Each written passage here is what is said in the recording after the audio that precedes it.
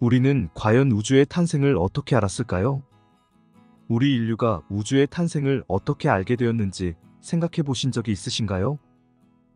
우리는 우주가 어떻게 시작되었는지 직접 보지 못했습니다.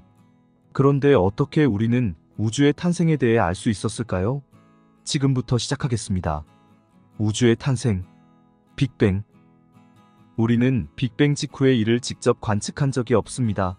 그런데 어떻게 우리는 우주의 탄생의 비밀을 알게 되었을까요? 우리의 눈으로 빅뱅을 직접 목격하지는 못했지만 과학적으로 초기 우주에 벌어졌을 법한 상황을 실험적으로 만들어 놓고 그 상황에서 벌어지는 결과들을 통해서 우주 초기 상황을 유추할 수 있습니다.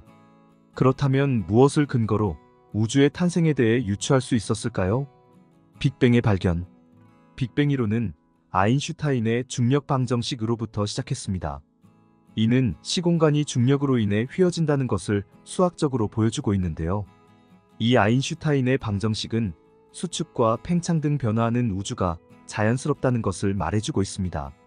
그런데 아이러니하게도 이 중력 방정식을 쓴 아인슈타인은 이런 변화하는 우주가 어색하다고 생각했습니다. 아마도 그의 고정관념에서 나타난 결과인 것 같습니다. 그는 우주가 정적으로 고정되어 있다고 생각했습니다. 그래서 아인슈타인은 중력이 작용하면서 수축하려고 하는 우주를 인위적으로 고정시키기 위해서 수식에 중력에 반하는 우주상수를 집어넣게 됩니다. 이 우주상수를 넣게 되면 우주가 축소하지도 팽창하지도 않고 정적일 수 있습니다. 아인슈타인은 그래서 우주상수를 만듭니다. 그런데 많은 물리학자들은 이 아인슈타인의 방정식으로 수를 대입해보며 의문을 가지고 있었습니다. 우주는 팽창하는 것이 자연스럽다는 생각에서 나왔습니다. 그중 대표적인 물리학자 벨기에 출신 조르주 르메트르는 수학적인 결론으로 우주가 팽창하고 있음을 알게 되었습니다. 그뿐만 아니라 이것을 어떤 관측으로 입증할 수 있는지까지 발견하게 되는데요. 만약 우주가 정말 팽창하고 있다면 먼 은하까지의 거리와 속도를 비교했을 때 더 먼 은하일수록 더 빠르게 멀어지고 있다는 것을 관측하게 된다면 우주 팽창 모델을 입증할 수 있을 것이라 분석합니다. 이후에 에드윈 허블이 망원경을 통해 우주가 정말 팽창하고 있음을 실제로 관측하게 됩니다. 르메트르는 이후에 우주 팽창과 기원에 대해 강연을 하는데요. 이 강연을 들은 아인슈타인은 우주의 기원에 대한 가장 아름다운 강연이었다 라고 하며 르메트르를 인정하게 됩니다. 르메트르의 연구에 의하면 우주는 초기에 아주 작은 점에서부터 시작합니다. 이 작은 점은 양자역학이 지배하는 정도의 아주 작은 단위로부터 시작하는 것인데요.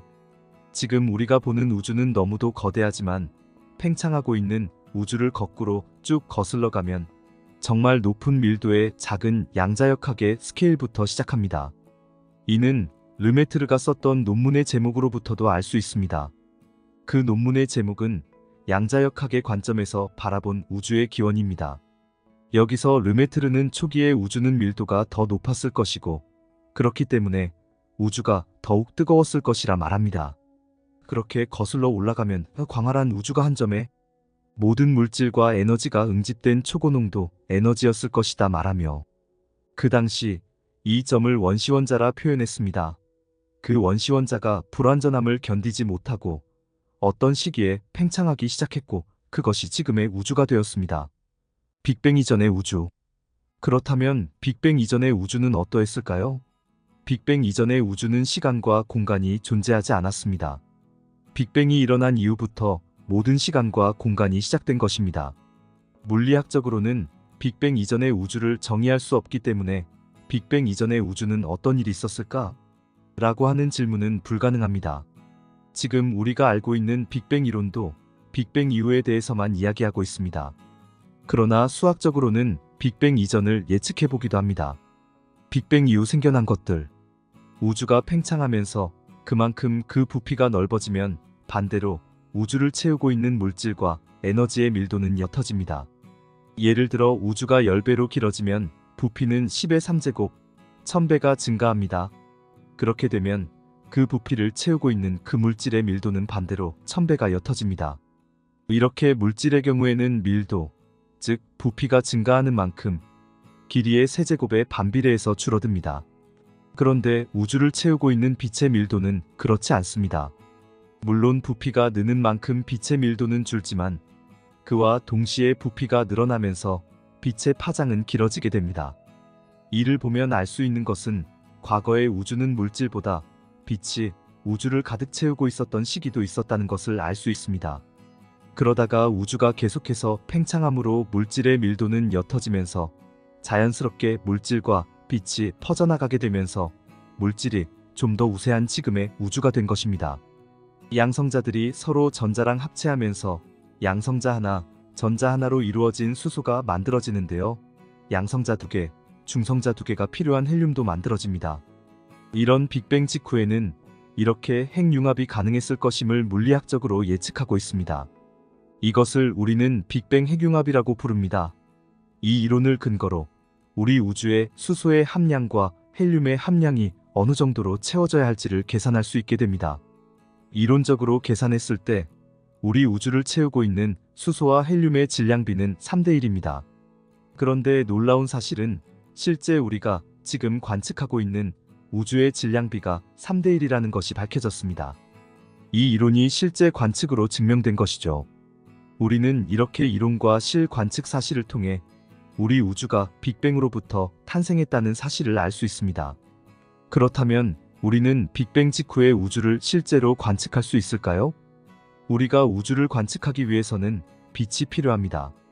빛을 통해서 우주를 관측할 수 있는데요. 빛을 가지고 볼 수 있는 우주의 가장 먼 과거는 빛과 물질이 처음 분리되었던 그때, 즉 우주의 나이가 38만 살일 때부터까지만 볼 수 있습니다. 그런데 그 이전인 빅뱅 바로 직후는 우리가 관측하는 것은 안타깝게도 불가능합니다. 그러나 실망하기에는 아직 이릅니다.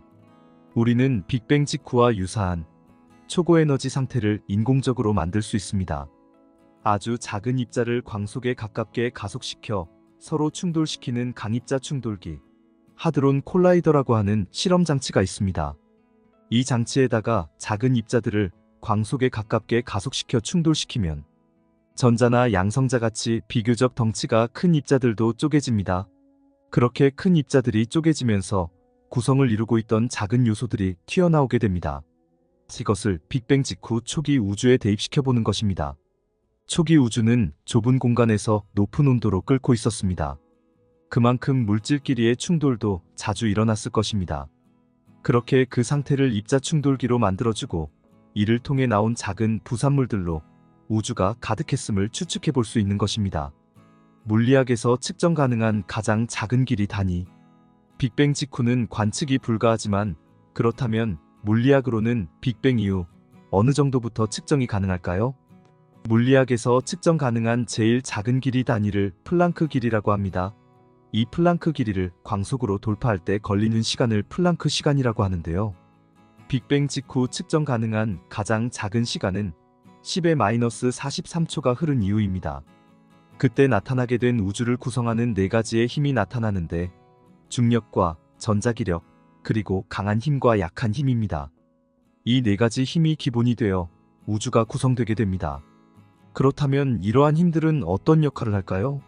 중력을 통해 항성과 행성들이 모여들 수 있게 되고 전자기력이 있기 때문에 항성들이 빛을 발산할 수 있게 됩니다.